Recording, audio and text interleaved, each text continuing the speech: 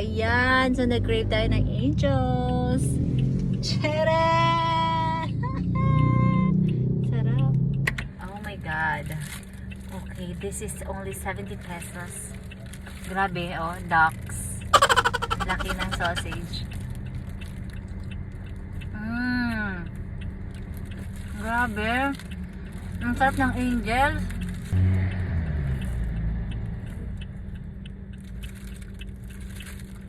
Ang laki yan. Ang sarap talaga ng Angels. I-try nyo ang Angels na sausage. Hungarian sausage.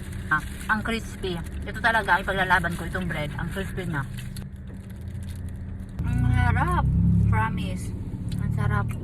Ang sekreto sa Angels, kapag mag-order kayo, dapat kailangan kainin nyo na agad after luto. Kasi yun yung crispy pa yung tinapay. So yun lang. Try nyo na. Angels Burger. Sausage. Hungarian sausage.